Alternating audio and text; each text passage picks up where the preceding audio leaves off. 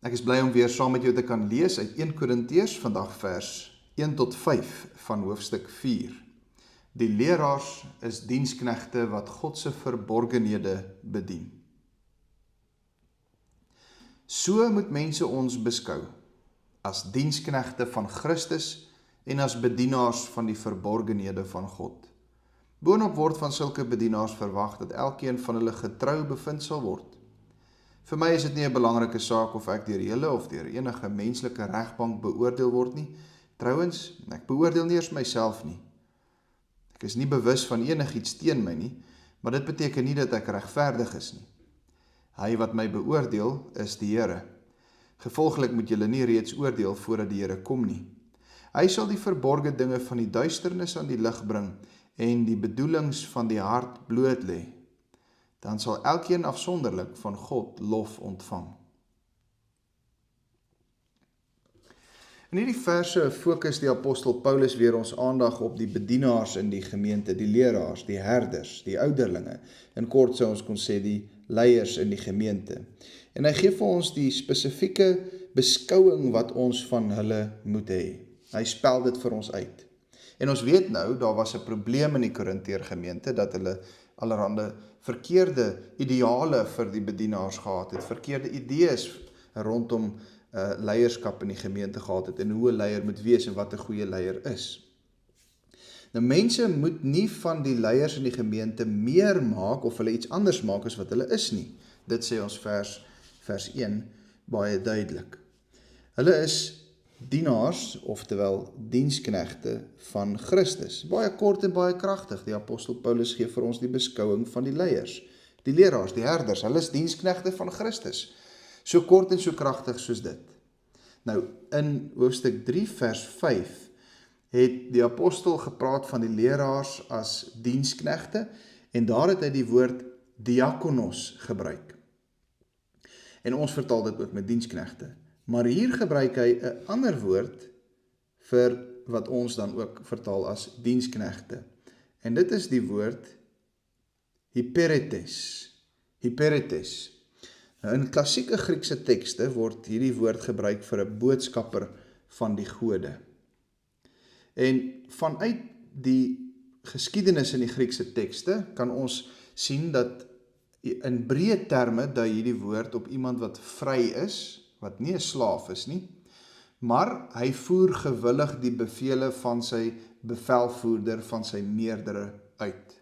So die hyperetes kon aanspraak maak op beloning of vergoeding vir sy werk. Hy is nie 'n slaaf nie, maar hy doen gewillig hierdie werk. Hy voer die opdragte van sy bevelvoerder uit. En dis die gedagte hier van 'n dienskneg. 'n Dienskneg van Christus is een wat gewillig die werk doen wat Christus vir hom gegee het.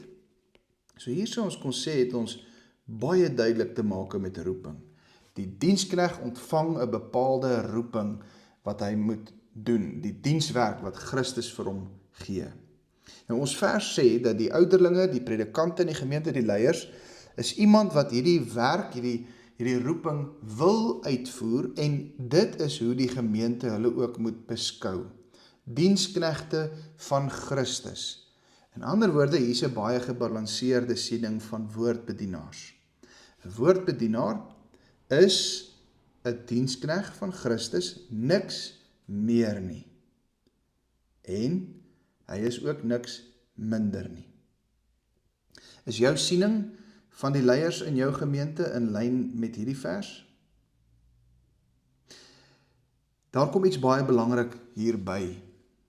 Die apostel Paulus sê, hierdie diensknegte van Christus, hulle is ook bedienaars van die verborgenhede van God. Dit is in ander woorde 'n beskrywing van hulle roeping, 'n beskrywing van hulle taak. Bedienaar is hier die woord wat iets soos bestuurder beteken. Dis een wat 'n huishouding administreer, bestuur. Maar hier dan, sê die apostel Paulus, die diensknegte, die leraars, die leiers, is hulle wat die verborgenhede van God moet bedien in die huishouding van God. Die verborgenhede wat hulle moet bedien, verwys na die kruisboodskap, of sou ook kon sê dan, die evangelie van die Here Jesus Christus. Soos wat ons in hoofstuk 2 vers 7 ook gelees het, dat hierdie dinge, die evangelie, die kruisboodskap, is 'n misterie. Dit is die verborgenhede van God, en dit word deur die Gees geopenbaar, en die bedienaars, die diensknegte, moet dit nou ook aan die huishouding van God bedien, moet dit nou aan hulle oordra. Dis hulle roeping, dis hulle taak, en so moet die gemeente hulle ook beskou. Wat in die vorige vers nou genoem is, in vers 1 en tot op hede, is in hoofsaak die werk en die roeping van die leiers in die gemeente. Maar nou in vers 2 gaan die apostel vervolgens verder, en hy wil wys op die karakter, of die integriteit van die bedienaar, van die leier in die gemeente. Boonop word van sulke bedienaars verwag dat elke een van hulle getrou bevind sal word. Daar het jy die integriteit, die karakter van die bedienaar. Hulle moet betroubaar wees, is 'n ander woord wat ons hier sou kon gebruik. Hulle is mense aan wie die huishouding, die administrasie, die bestuur van die huishouding gegee word, en daarom moet hulle betroubaar wees met dit wat hulle uit die hand van Christus ontvang, dit wat aan hulle opgedra word, die roeping wat hulle het, hulle moet betroubaar wees om dit te doen. Hulle word aangestel aan God se huishouding, en daarmee gaan groot verantwoordelikheid gepaard. So hulle moet dinge so bestuur, dat dit die eienaar sal behaag, dat dit God sal behaag. Dit is so, dit is baie waar, dat ouderlinge en predikante baie foute maak. Onthou die siening wat ons moet hê van die leiers, hulle is diensknegte van Christus, hulle is niks meer nie. Hulle is mense wat as dienaars van Christus optree, so hulle maak baie foute, dit is definitief so. Maar, daar is ongelukkig vandag so baie bedienaars, leiers in die kerk, wat onbetroubaar is, wat nie getrou hulle roeping uitvoer nie, wat nie die huishouding van God getrou bestuur nie, want hulle is veel eerder daarop uit om iets self daaruit te baat.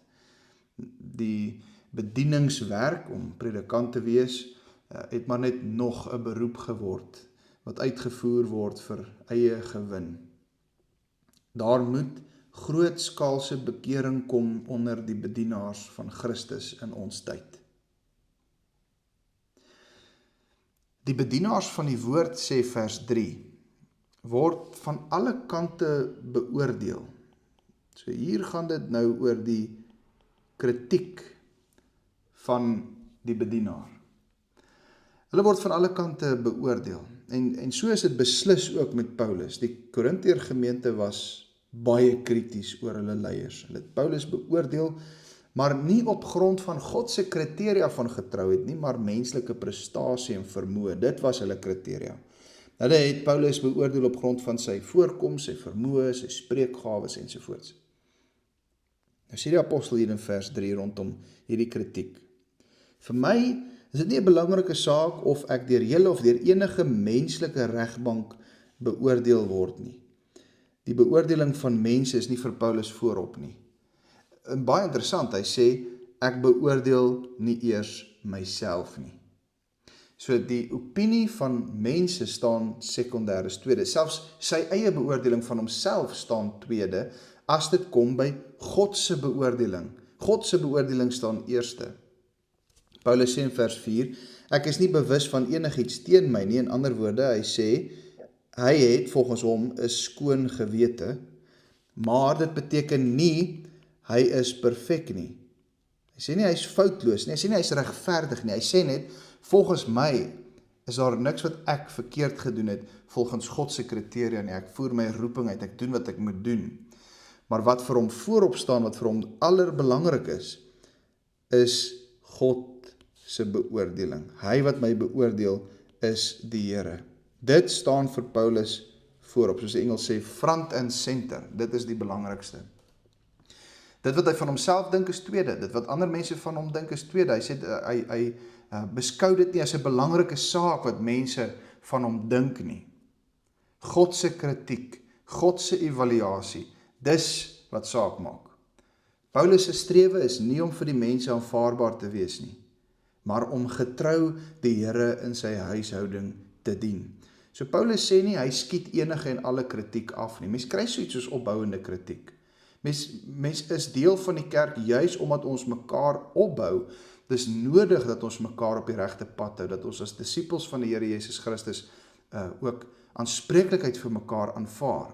So Paulus sê nie dat 'n predikant verhef is bo die kritiek, die opbouende kritiek, die tug van die gemeente nie. Dis nie wat hy sê nie.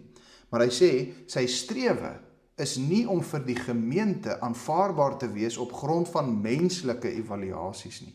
Op grond van sy voorkoms, sy vermoë, sy spreekgawes nie. Sy fokus is hoe God na hom kyk. Paulus is nie bewus van enigiets wat hy verkeerd doen in God se oë nie. Hy sê nie hy is perfek nie, maar op hierdie stadium, soos hy na homself kyk, is sy gewete skoon. Leraars, herders, leiers in die gemeente kry feitelik daagliks te doen met kritiek. Soms opbouende kritiek, nodige kritiek, waardevolle kritiek, en soms ook baie neerhalende kritiek. Kritiek wat maak dat 'n mens sommer vir dae aan een feitelik nie meer op jou voete kan kom nie. Nou as predikante en leiers in die gemeente moet 'n mens leer om nie alle kritiek by die venster uit te gooi nie, maar om ook nie alle kritiek vir jou persoonlik aan te trek nie. Maar bo dit alles, die belangrikste kritiek vir 'n predikant is God se kritiek, God se evaluasie. Hy moet vra of hy getrou sy roeping uitvoer soos God dit aan hom opgedra het. My strewe is nie om aanvaarbaar te wees vir mense op grond van menslike evaluasie nie. Die vraag vir die leier in die gemeente is, doen ek getrou my roeping soos God dit aan my opgedra het? En die Here sal eendag, ieder en elk, ook die predikante, sy bedoelings bloot lê en dit bekend maak. Mag die Here ons getroue diensknegte bevind. Kom ons kyk laastens na vers 5. Gevolglik moet julle nie reeds oordeel voordat die Here kom nie. Moenie die Here se werk by hom vat. Moenie die Here se reg by hom steel en voortydig iets doen wat julle nie toekom nie. Moenie oordeel nie. Dit kom julle nie toe nie. En moenie nou reeds oordeel voordat die Here met sy wederkoms kom nie. Hy sal die verborgde dinge van die duisternis aan die lig bring en hy sal die bedoelings van die hart bloot lê. Dan sal elkeen lof van God ontvang. Daar's die oogmerk van die leraar, van die leier in die gemeente en die oogmerk van elke Christen. Ek wil deur God beskou word as 'n getroue dienaar. Ek wil van God lof ontvang. Nou, Paulus het tot op hede, tot en met vers 4, heel wat gesê van en vir die leiers van die gemeente. Maar nou in vers 5 rig hy hom tot die Christene, tot die gelowiges. Sou ons hier kon sê, die lidmate. En hy sê vir die lidmate daar in Korinte, moenie God se oordeelswerk doen nie. Dit kom julle nie toe nie. Die Korinteër gemeente het allerhande evaluasies van die leraars in die gemeente gemaak en hiermee moet hulle stop.